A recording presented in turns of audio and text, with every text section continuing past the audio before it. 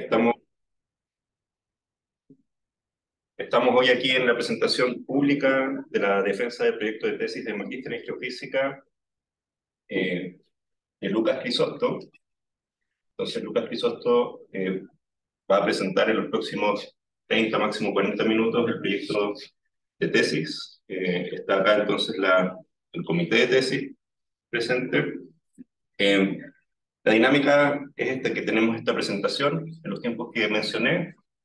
Y luego hay una ronda de preguntas por parte entonces de los evaluadores. En este caso tenemos al doctor Joaquín Cortés, del Departamento de Ciencias de la Tierra de la Universidad de Concepción. Tenemos al doctor Sergio Ruiz, de la Facultad de Ciencias Físicas y Matemáticas, del Departamento de Geofísica de la Universidad de Chile.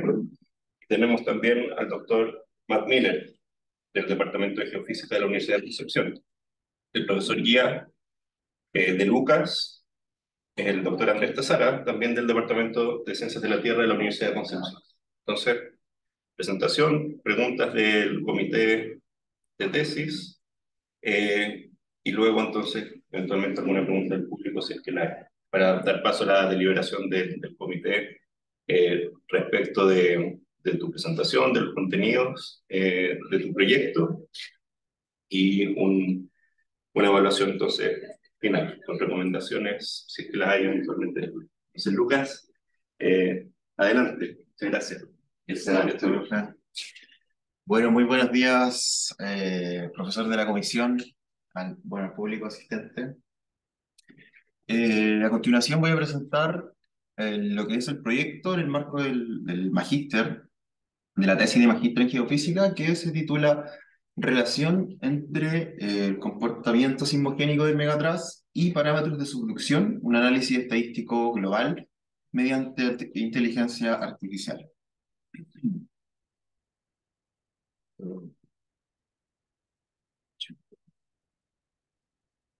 Ya, entonces, ¿cómo va a estar estructurada primero que nada esta presentación?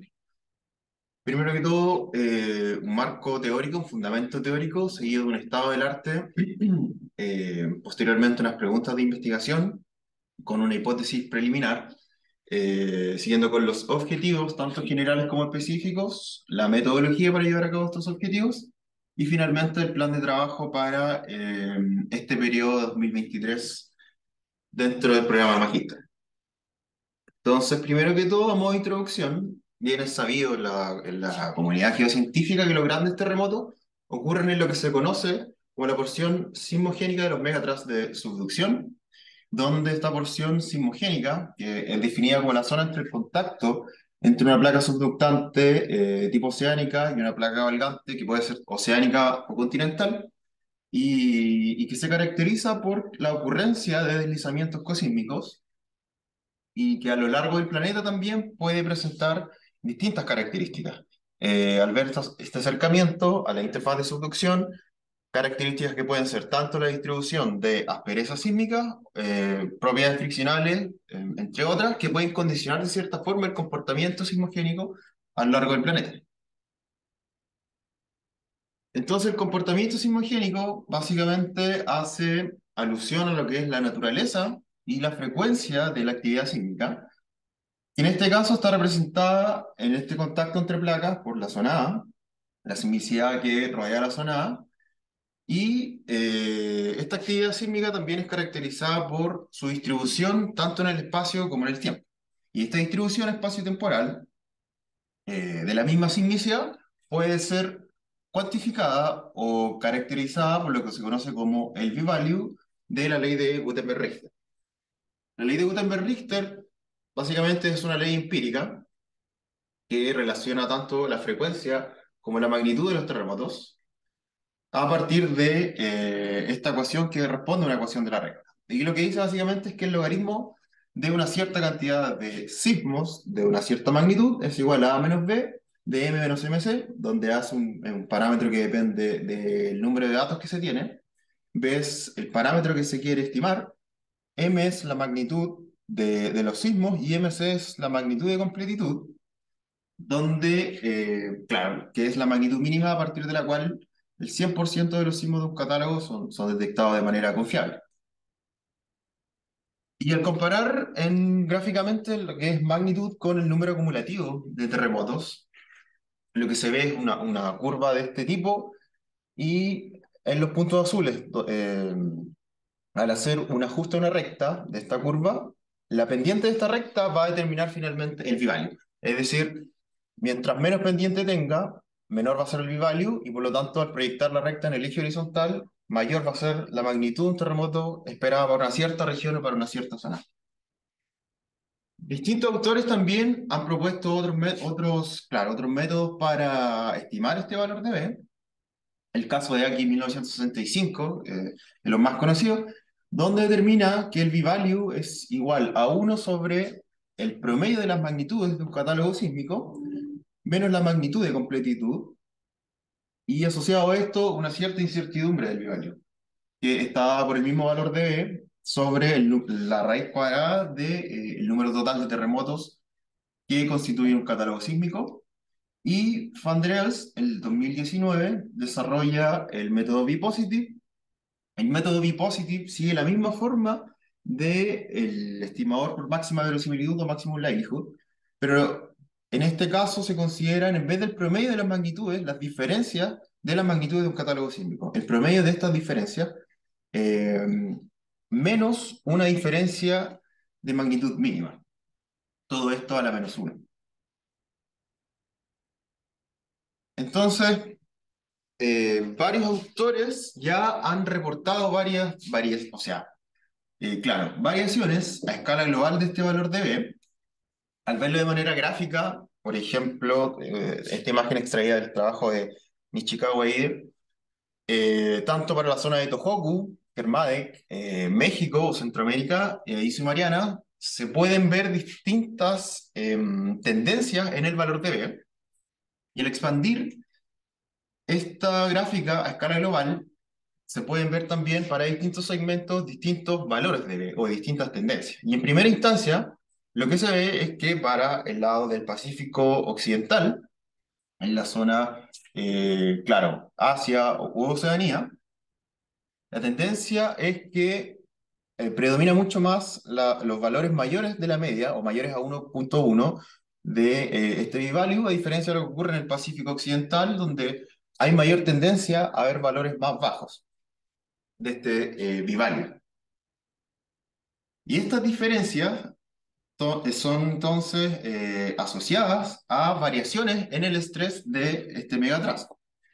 Entonces, de esta forma, como se han encontrado variaciones a escala global del p-value, hay también autores que reportan diferencias en parámetros asociados a la subducción,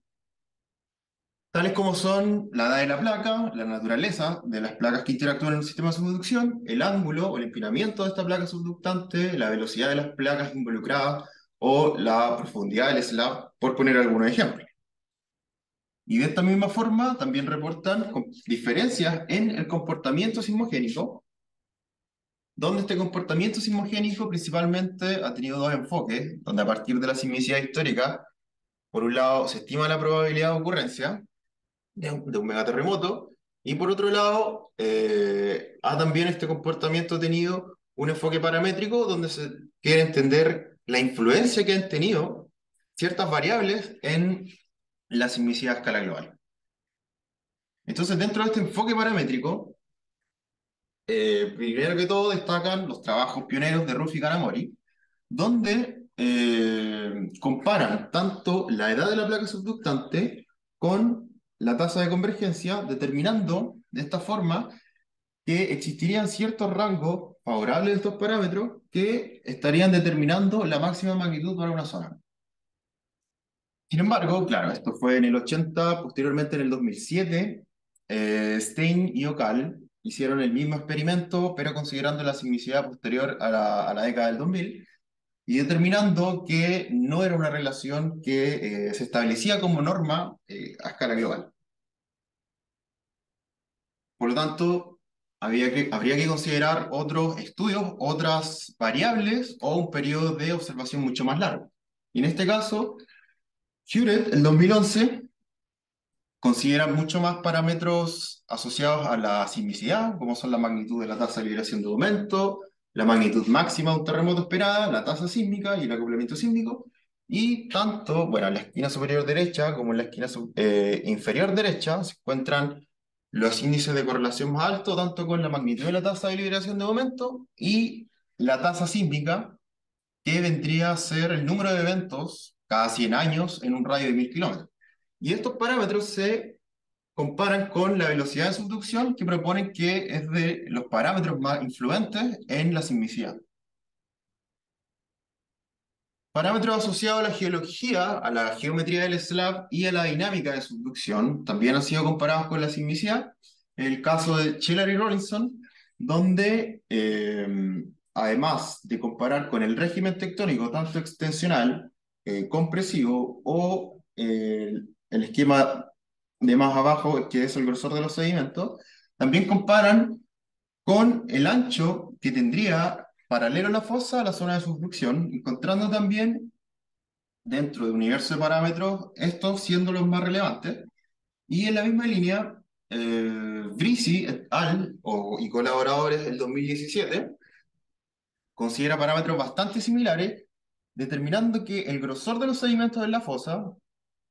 y la anchura lateral de la zona de subducción. Claro, a partir de un estudio multivariante con la aplicación de un análisis de componentes principales, estos parámetros, el grosor de los sedimentos y la anchura lateral, tendrían mucha mayor capacidad para explicar o para discriminar zonas que han experimentado terremotos de alta magnitud y de baja magnitud. Por otro lado, a diferencia de los trabajos anteriores, donde se compara con la máxima magnitud de Chicago EIDE, lo que hace es, siguiendo, o claro, más en línea con el trabajo que se pretende hacer acá, comparar el V-value con 4 parámetros asociados a la subducción. Y tanto para la edad de la placa como para la profundidad de la fosa, es donde se encuentran los coeficientes más relevantes o de mayor impacto, determinando o ajustando esto al modelo de que a una menor edad habría una mayor flotabilidad y por lo tanto habría un mayor estrés normal, es decir, un mayor estrés normal asociado a menores valores de B. Y a pesar de todos estos resultados, si bien lo que se encuentran son llamativos en la literatura, hay autores también que han implementado el uso de algoritmos de Machine Learning en el estudio del comportamiento sismogénico, dado que tendría muchas mayores ventajas sobre lo que es la correlación lineal,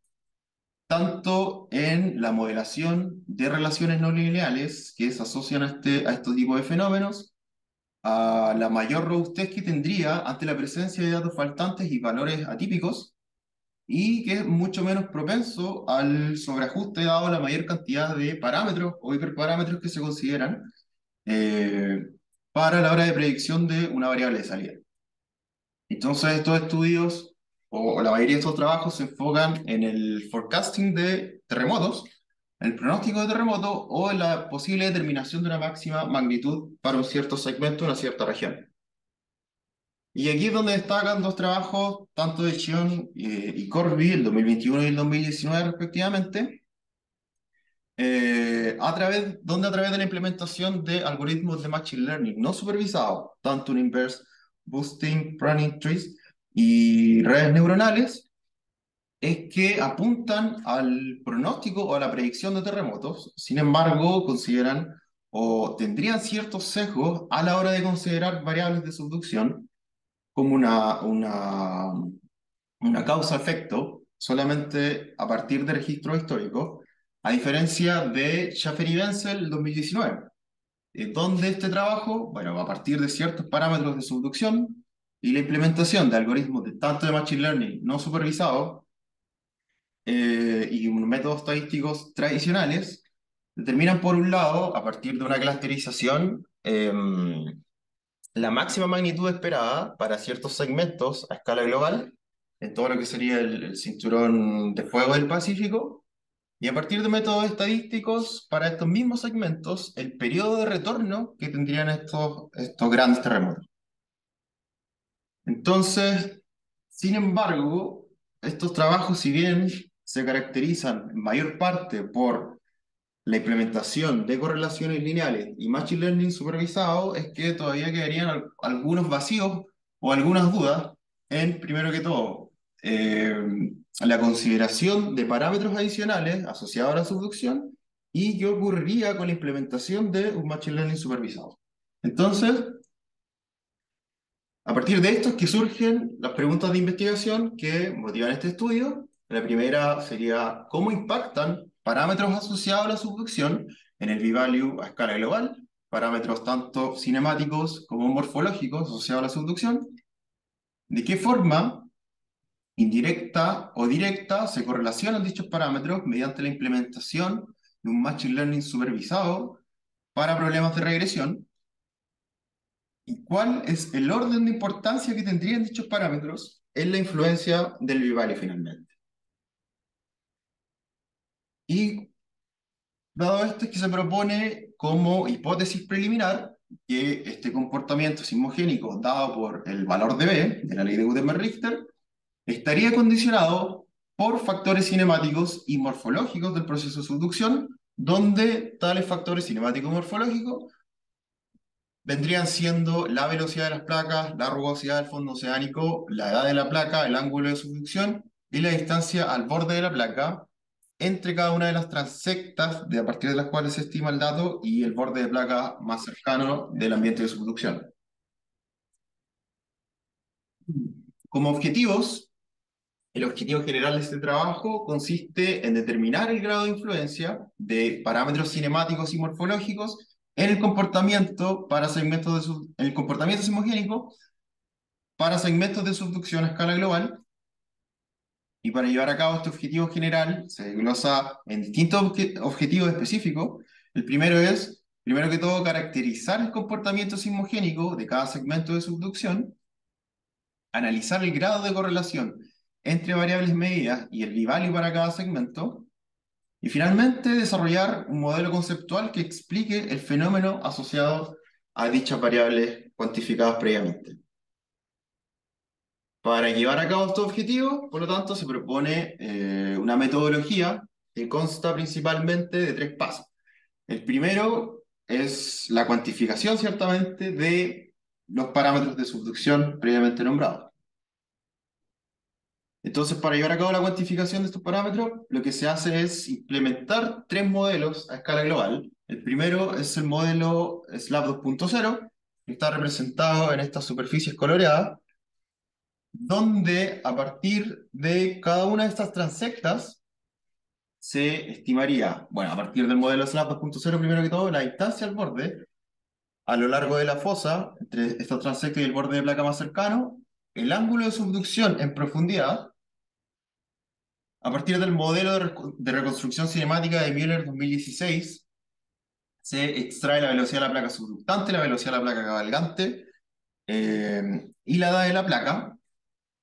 Y finalmente del modelo batimétrico de la GEPCO se extrae la rugosidad del fondo oceánico, todo esto mediante códigos de Python y la implementación del software Gplace.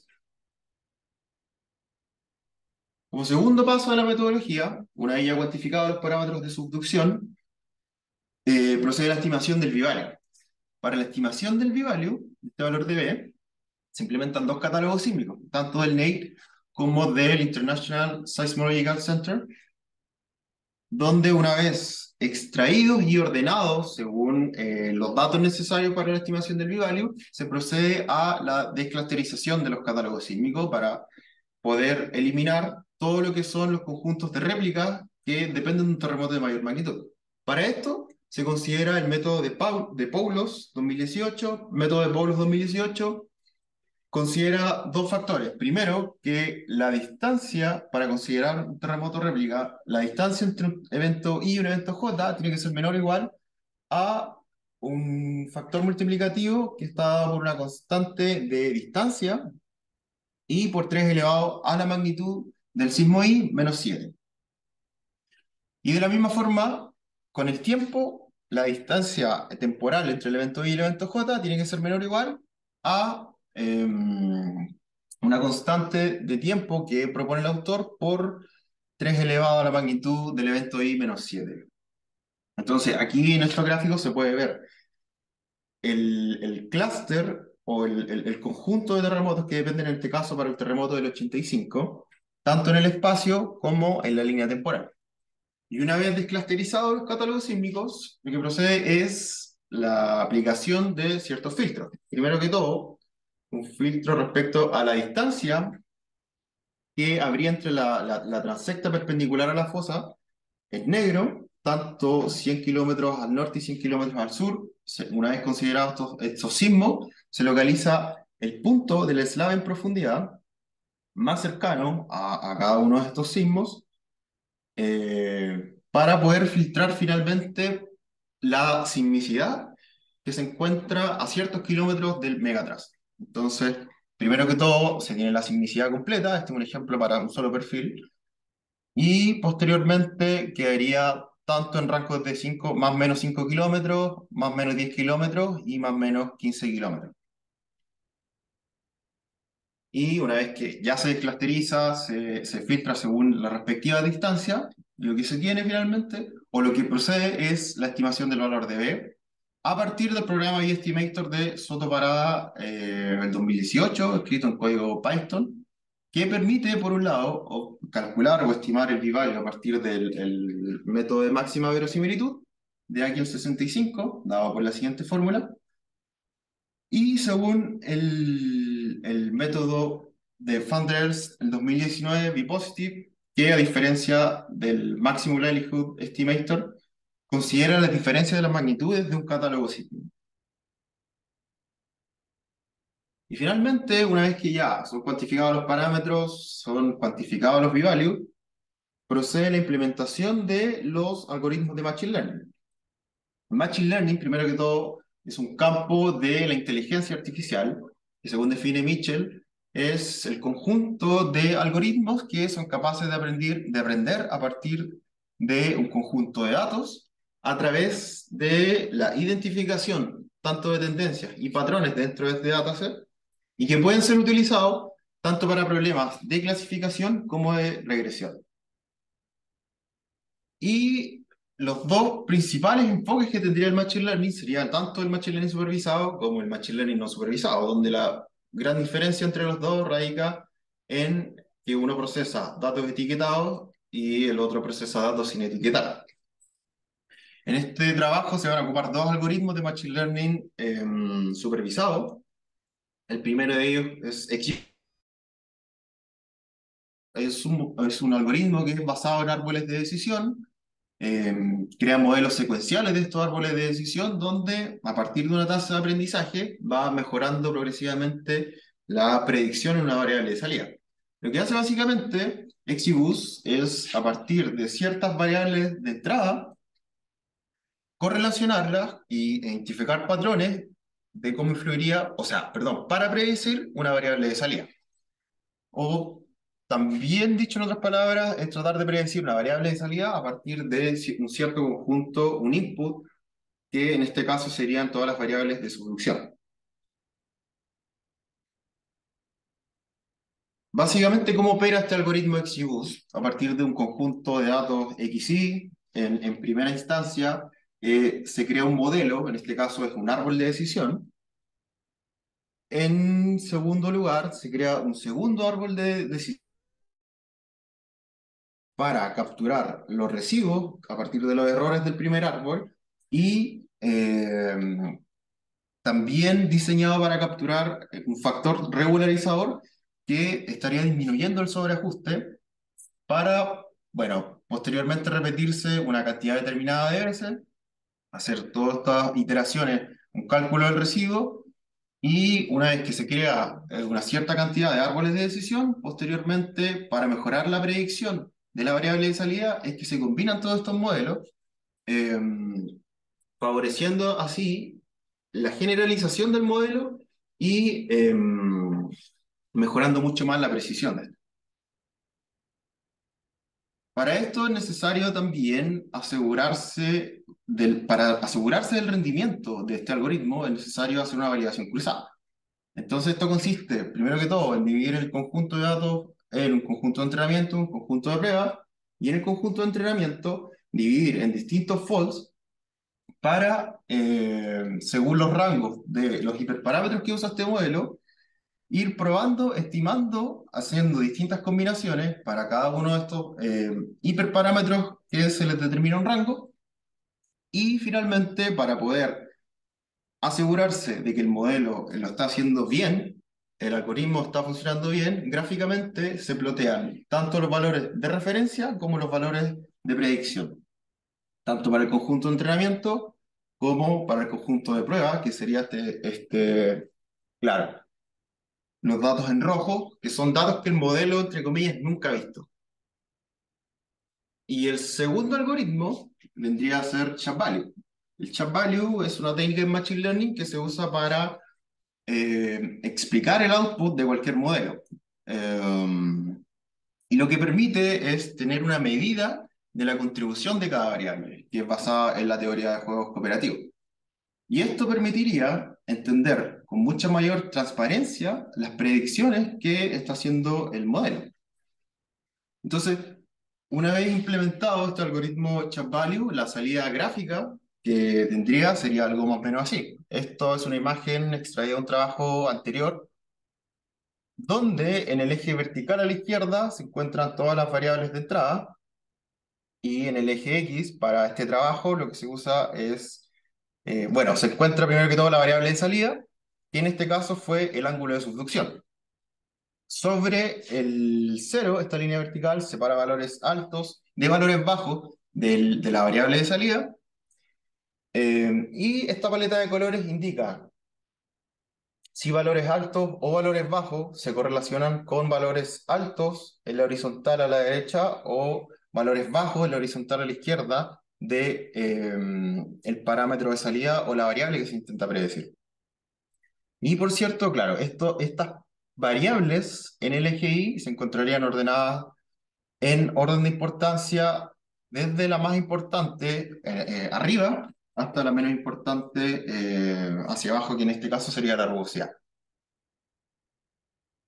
Bueno, finalmente el plan de trabajo considerado para este periodo, en rojo, arriba del primer semestre, estaría básicamente enfocado a la cuantificación del p-value, la obtención de resultados, el análisis de resultados y de alcanzarse también empezar con las discusiones y conclusiones del trabajo. Y para el segundo semestre, enfocar el trabajo a lo que es el envío del manuscrito y la corrección para, bueno, para ser enviado a una revista, preparar la defensa de tesis y a lo largo de todo el año ir trabajando también progresivamente en la redacción del manuscrito. Bueno, muchas gracias.